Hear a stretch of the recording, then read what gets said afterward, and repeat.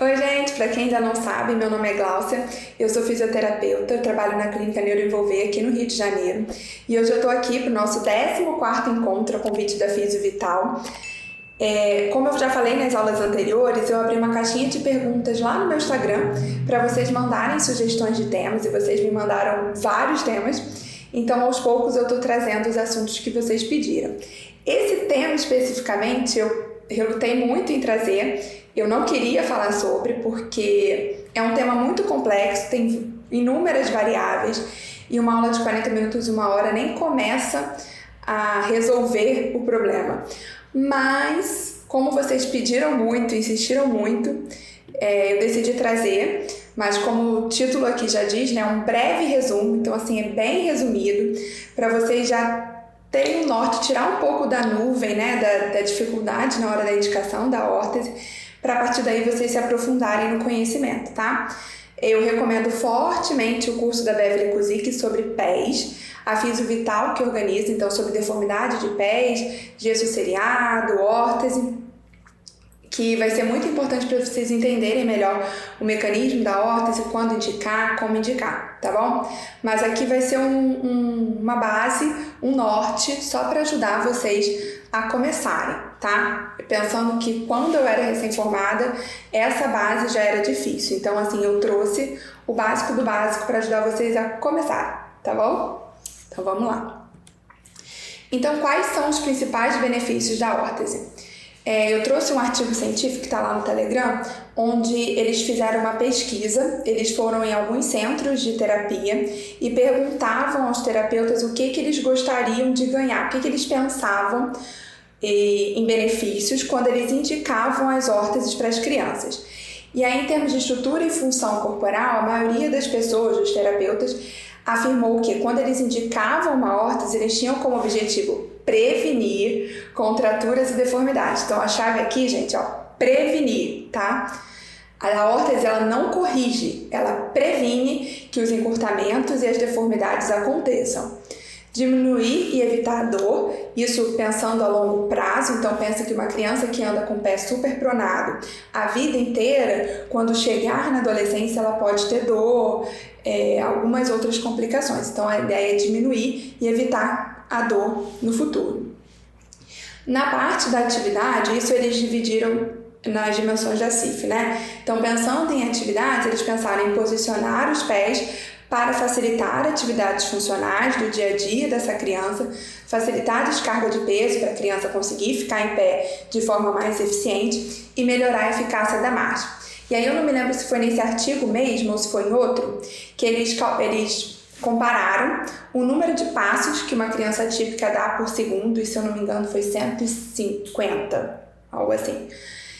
Quando compararam com a criança com paralisia cerebral, sem a órtese, a criança com paralisia cerebral ela dava uma média de 80 e poucos passos por segundo, tá? E aí eles usaram essa mesma criança, colocaram a órtese para comparar. E aí viram que com a órtese ela dava 120. Eu posso estar um pouco enganada com o número exato, tá, gente? Mas ao redor disso. Ou seja, a conclusão é que com a órtese a criança com paralisia cerebral conseguiu dar um maior número de passos do que quando ela estava sem órtese. A conclusão é essa, eu posso ter errado aí nos números, mas é mais ou menos isso e o artigo está lá no Telegram, tá? Mas a conclusão é essa. Então, melhora a eficácia da marcha. Então, estabilizar e alinhar os pés é muito importante porque os pés são a fundação de todo o corpo. Então, a partir do momento que meu pé está estável, que a minha base de suporte está estável, eu consigo melhor controle de tronco, de cabeça.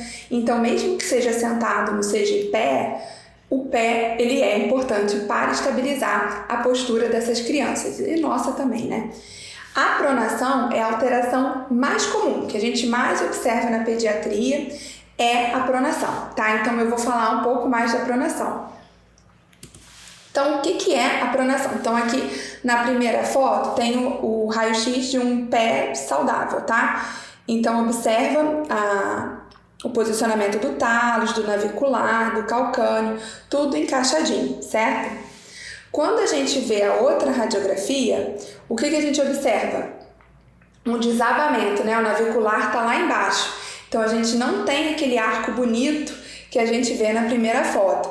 Então qual é a definição da pronação? A pronação é um desalinhamento entre o calcâneo, o tálus e o navicular. Ou seja, o tálus ele desliza sobre o calcâneo, isso abre a articulação e o navicular desce, tá? E o calcâneo faz uma pequena eversão, tá? Vou falar mais disso. Então, olha só. Vou repetir. Na pronação, o que acontece? O tálus, ele aduz, ou seja, ele entra, tá? No que ele entra, ele abre a articulação e o navicular escorrega, ele desce, tá? E aí acaba ali com o arco. Conforme diminui o arco plantar, o calcâneo, por sua vez, ele everte, ou seja, ele vira para fora, tá? E acho que dá para ver aqui na foto do meio. O calcâneo ele vai para fora, tá? E é acompanhada com a flexão plantar. Então essas alterações elas podem ser em maior e menor grau, dependendo da pronação dessa criança. Se ela tem uma pronação mais simples ou se ela tem uma pronação mais complexa, mais difícil. Então isso vai variando, tá? A base é o tálus escorregou e o navicular desceu. Essa é a primeira parte. A partir daí a gente vai ter mais eversão do calcâneo ou menos eversão, a gente vai ter uma alteração de antepé mais acentuada ou não, a gente vai ter uma plantiflexão associada, um flexo de joelho, né, porque a tíbia desliza para frente. Isso vai variando de acordo com a complexidade e a gravidade da pronação de cada criança. Então, quais são os principais tipos de órtese na pediatria? Então, as palmilhas. Depois a gente tem as órteses supramaleolares, que são as órteses que ficam um pouquinho na altura, mais ou menos na altura do maléolo, mas a plante e a dorse são totalmente livres, então ela estabiliza o calcâneo, estabiliza o pé, mas a plante e a dorse estão livres. A afofixa, né, que é a Solid Ankle Future Ptosis, e aí nesse caso a dorsiflexão é travada, então ela é travada a 90 graus. A órtese articulada, que aí a gente permite uma dorse, mas não a plante, então chega a 90 e aí fecha, mas não desce, tá? E a órtese mais longa, que pega quadril, hip, que é quadril, knee, que é joelho, e ankle, que é o tornozelo. Então pega quadril, joelho e tornozelo, tá? Então é a HGAFA. Vou começar falando um pouquinho das palmilhas. O ideal é que todas essas órteses elas sejam feitas sob medida, tá? Existem alguns modelos pré-fabricados, mas o ideal é que seja feita sob medida, de acordo com a demanda daquela criança, e a partir do momento que ela cresce, a gente precisa trocar, tá? Então, as palmilhas. Esse aqui, por exemplo, é um modelo pré-fabricado da Cascade, tá? Que eu trouxe só para ilustrar. E o que é a pronação? Quando que a gente indica a palmilha? Então, a gente indica a palmilha quando a gente observa uma pronação mais simples, ou seja, eu tenho deslizamento do navicular, eu tenho desabamento do arco, como vocês podem ver aqui na fotinho na primeira foto, né? A gente vê que ela não tem ali o arco, que o pé o navicular está para baixo, mas quando você vê a foto posterior, você não tem uma alteração muito grande do calcâneo. Sempre tem, tá? O calcâneo sempre vira um pouquinho, mas vai variar o tanto que ele vai virar, digamos assim, que ele vai inverter. Então, aqui no caso da palmilha, você tem um pouco de alteração do calcâneo, mas não é nada muito acentuado. E tem a diminuição do arco aqui. Você percebe na foto maior que o joelhinho chega a estar em valgo, né? Tem um joelhinho batendo no outro aqui por conta da pronação. Aqui é a foto já dela com a palmilha. Então perceba que abriu aqui, né? Então na foto anterior, olha o valgismo, o valgo aqui. E olha como alinhou, abrimos aqui, tá? Então melhorou também o posicionamento do joelho. Por isso que eu falei, né? Então o pé é a base, mas vai interferir no joelho, no quadril, no tronco e tudo mais, tá? Então ele é só a estrutura, é a fundação. E aqui a vista posterior também com melhor alinhamento da perna. Então, resumindo, a palmilha, a gente vai indicar a palmilha quando a criança tem uma pronação onde ocorre a adução do talos, ou seja, o talos desce, o navicular cai, há uma diminuição do arco plantar, então a gente não vê o arco plantar, isso pensando na cadeia fechada, tá, gente? Pensando na criança em pé. E há um pouco de eversão do calcânio, o calcânio está um pouquinho para fora. Sempre tem um pouquinho de eversão, porque precisa acomodar a mudança das estruturas ósseas do talos e tudo mais, tá? Mas aqui no caso é um pouquinho, tá? Então aí a gente indica a palmilha com um tênis apropriado, que tem uma estrutura boa, que segure bem o pé dessa criança, que tem seja mais durinho, um couro mais duro para apoiar, porque também se o tênis for, por exemplo, vou colocar a palmilha numa sandalinha só em cima, né? Aquelas sandalinhas fininhas. O que vai acontecer? O pé vai escorregar em cima da palmilha. Então eu coloco a palmilha, mas se eu não tenho estrutura aqui lateral para manter meu pé em cima da palmilha, né? Se eu não seguro aqui, ele vai escorregar para o lado, tá? Então eu alinho aqui, mas ele não quer ficar aqui, ele vai escorregar, tá? Então eu preciso do tênis que segure esse pé, que mantenha esse posicionamento, o pé em cima da palmilha. Então a combinação tênis, palmilha é importante, porque a palmilha vai posicionar o pé, mas o tênis é que vai manter o pé em cima da palmilha, digamos assim, tá? Para ele não fugir. Depois, né, eu trouxe a órtese supramaleolar, que aí a gente vai pensar numa pronação mais grave, né? Então mais acentuada, uma alteração mecânica mais importante. Então aqui dá até para ver que eu tinha marcado aqui o calcânio dela na primeira foto, e você vê, olha como o calcânio está invertido, ele está totalmente para fora, tá? O navicular desceu, o talos desceu, o navicular desceu, o maléolo chega a estar mais baixo ali, de tanto que ela virou a perna para dentro, tá? De tamanha pronação. Então aqui na frente dá pra gente ver, na segunda foto bem, a ausência do arco, né? Não tem arco nenhum ali. Então ela tem um pé pronado com uma maior instabilidade no calcânio. Por isso a gente indica o SMO, tá? Então o SMO vai ser indicado no caso de uma instabilidade maior ali na articulação do tornozelo, do calcânio, tá? Então, vai ter adução do talos, o navicular vai cair, há uma diminuição do arco plantar ou ausência dele e o calcanhar está mais revertido. Então, o SMO ele proporciona uma maior estabilidade do que a palmilha, porque ele segura, ele abraça aquele calcânio ali e não deixa mais ele escorregar. Então, ela posiciona melhor essa articulação. Lembrando que a dorsa e a plante continuam livres, mas com o pé posicionado, corrigindo a pronação dessa criança. O uso do tênis continua sendo importante para manter o alinhamento do pé dentro do SMO, tá? Então, o pé fica alinhado ali dentro do SMO, a gente coloca o sapato, ok? E as alturas do tênis também vão influenciar. Se tem um tênis que é um pouquinho com um salto um pouco maior, um salto um pouco menor, isso também vai interferir na postura. Então, a escolha do sapato também é importante aqui, tá? É sempre a combinação, gente, órtese e sapato. Pensando na Solid Ankle Future Ptosis, que seria a afo fixa, é a afo mais comum, é a que a gente mais indica. A maioria das crianças usa a órtese fixa, então a órtese fixa, ela fixa o tornozelo, então ele não faz nem dorse nem plante, a gente posiciona a linha ao pé, mas a gente não faz a dorse e a plante, tá? E também a gente evita o quê? Que a tíbia vá para frente, tá? Então lembra que eu falei? Cadê? Ai, perdi, calma aí. Aqui. Que tem flexão plantar ou uma flexão do joelho. Então a tíbia vai para frente. Ela não estabiliza na pronação, né?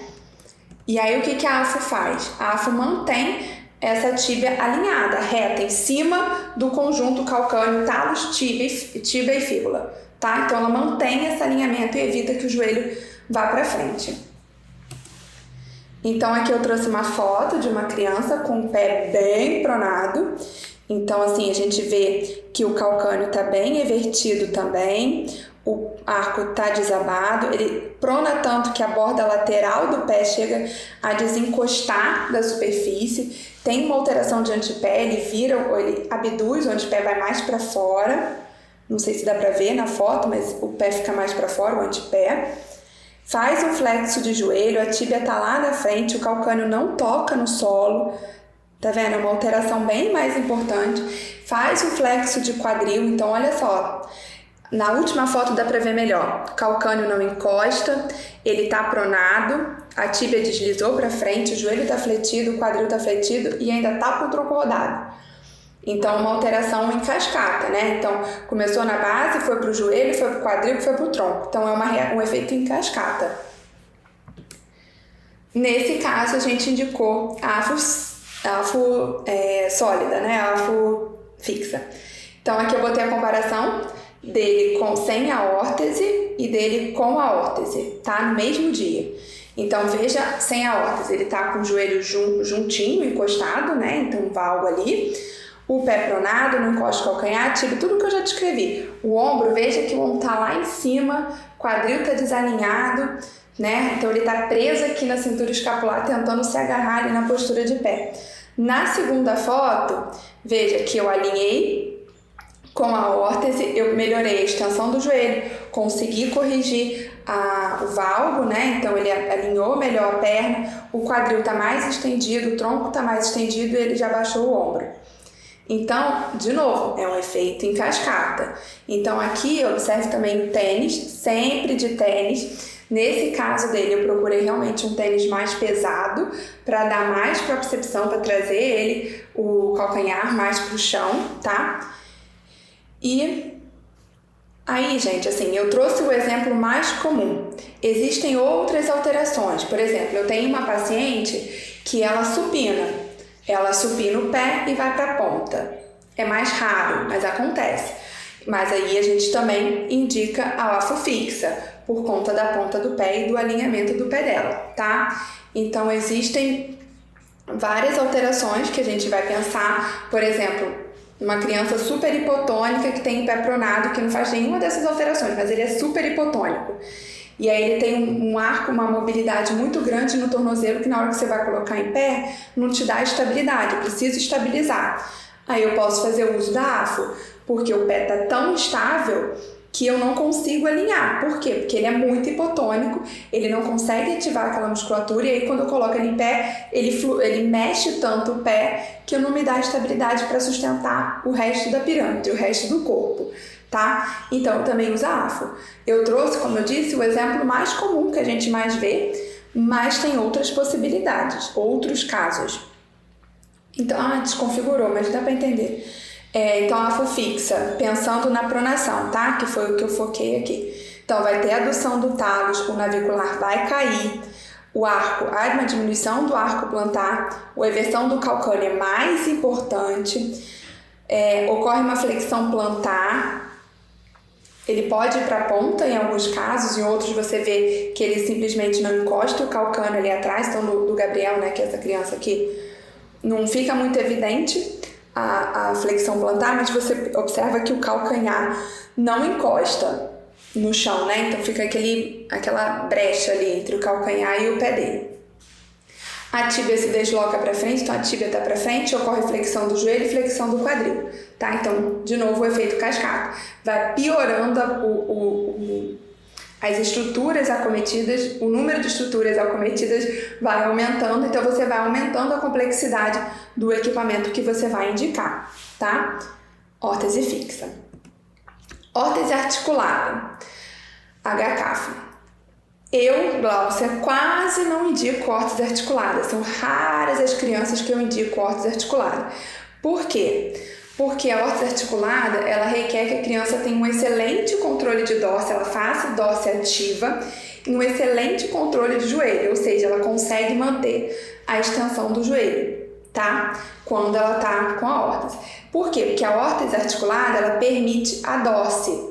Ela não permite a plante, mas permite a dorse, tá? Então, essa criança, ela não pode fazer essa progressão da tíbia para frente, porque senão a órtese articulada ela não vai bloquear isso.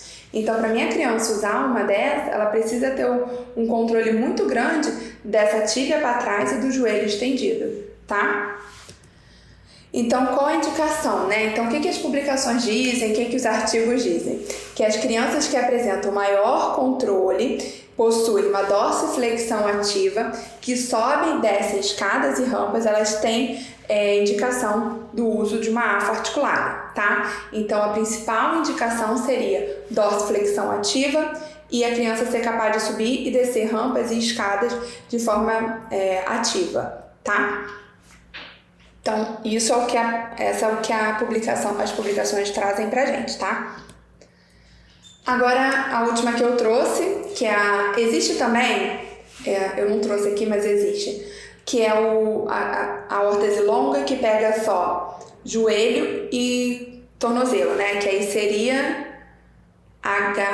CAFO, que seria CAFO, tá? Então, Knee, Ankle, Foot Orthosis, que seria mais indicado em casos de crianças com lesão medular, mielo, essas órteses longas de uma forma geral, tanto a HCAFO quanto a CAFO, a CAFO é mais rara de ser usada, elas são para crianças que precisam de maior controle, né? Então, lesado medular, uma criança com mielo meningocele, algumas síndromes degenerativas também podem fazer uso desse tipo de equipamento. E é o que acontece. Então, ela tem um apoio no tronco, ela é feita do mesmo material da órtese, sendo que ela tem hastes laterais, tanto pela lateral, pela borda lateral da perna, quanto pela parte interna da perna, tá?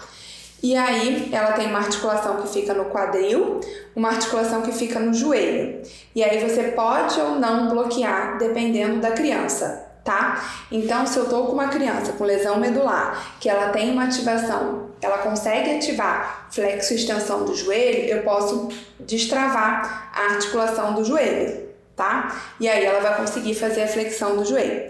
Se eu tô com uma criança que tem bom controle, uma criança com mielo, né? Pensando aqui nos mielos, que consegue fazer uma boa extensão do quadril, flexão do quadril, eu posso soltar a articulação do quadril, tá? Isso vai depender do nível funcional da criança e o tanto de apoio que ela precisa. No caso, por exemplo, dessa menininha aqui que eu trouxe na foto, né, da Clarinha, a gente usa a trava, ela não tem ativação do joelho, ela não consegue fazer flexo e extensão do joelho, então a gente usa travado, então a articulação do joelho não funciona, a gente trava, tá? A do quadril também fica travada, a gente solta para ela ficar em pé. Quando a gente vai treinar passinhos da passinhos, a gente solta a trava do quadril. E aí ela faz uma flexão de quadril para conseguir dar o passo. E aí ela leva a perna toda, tá? Como o joelho está travado, óbvio que ela vai precisar fazer uma flexão de tronco para poder puxar a perna, tá, gente? Isso é esperado, ela é uma criança com mielo, é esperado mesmo que ela faça essa flexão de tronco para conseguir liberar a perna, para ela conseguir fazer a flexão do quadril, tá? Então, essas foram... Deixa eu ver se tem mais... Então essas foram as órteses que eu trouxe, que eu pensei que são as mais comuns, as que a gente mais usa. Como eu disse, a pronação é o mais comum, é o que a gente mais observa, mas existem outras alterações, outras variáveis.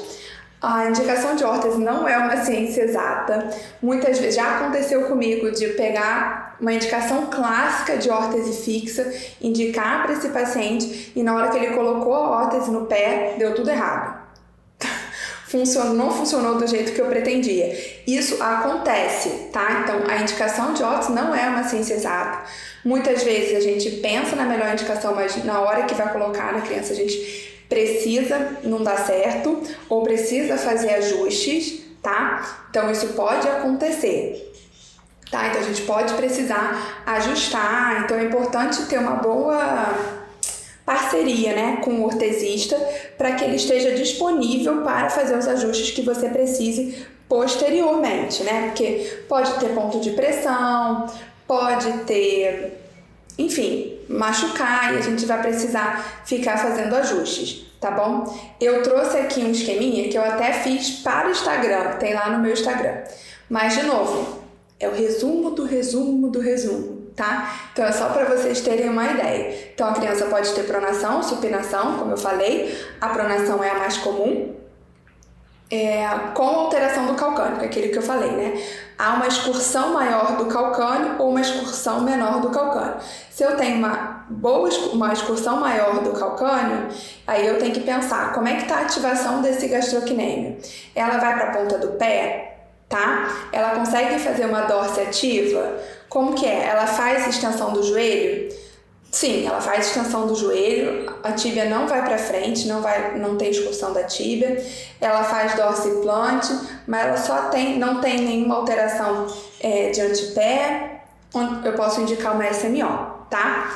Agora, se a minha criança ela não consegue ativar, né, não consegue fazer dorsiplante, ela não consegue controlar a excursão da tíbia, tá? E a eversão é maior, aí eu tenho que pensar numa órtese, tá? E numa AFO. Essa AFO vai ser fixa? Vai ser fixa se essa criança não tem dorse ativa e se ela não consegue controlar o joelho, ou seja, a tíbia vai para frente e ela não consegue manter a extensão. Eu posso pensar numa órtese articulada quando ela faz a dorse fixa, ativa, e ela tem um bom controle do joelho, então ela consegue manter a extensão do joelho com a órtese articulada. Se não tem alteração, não tem uma excursão grande do calcânio, só uma pequena pronação, eu posso indicar a palmilha, tá? De novo, esse é o resumo do resumo do resumo. É só para vocês começarem a pensar na hora de indicar a órtese, o que vocês precisam levar em consideração, tá? E uma coisa que eu queria falar aqui para encerrar é que a gente sempre usa órtese com sapato, tá, gente? Com tênis. Não adianta botar o antiderrapante embaixo da órtese, não adianta colocar com sandalinha. O conjunto tênis e sapato e órtese, ele é importante, primeiro, para manter o alinhamento do pé dentro dessa órtese, como eu falei no caso da palmilha, o pé pode escorregar, então a gente precisa dessa borda lateral para manter o pé dentro do dispositivo. E também o salto da órtese, ela vai ajudar. Então, o somatório, né, órtese e tênis, eles podem formar uma angulação X de acordo com a demanda dessa criança para você conseguir controlar essa extensão do joelho melhor, conseguir controlar uma hiperextensão, ganhar uma maior extensão do quadril. Então, isso tem que ser levado em consideração, tá? Então, precisa indicar. Então, essa história de órtese sem sapato, gente, não dá. Tem que colocar o sapato, tem que colocar o tênis, tá bom? Então, eu disponibilizei lá no canal do Telegram alguns artigos que eu usei para fundamentar a aula. De novo, recomendo o curso da Beverly Kuzik sobre alterações do pé e dispositivos, né? Então, órtese, gesso seriado, enfim, o que usar nesse pezinho para a gente permitir um maior alinhamento. E se você ainda não se inscreveu, se inscreve no canal, ativa o sininho para vocês receberem as próximas notificações das próximas aulas.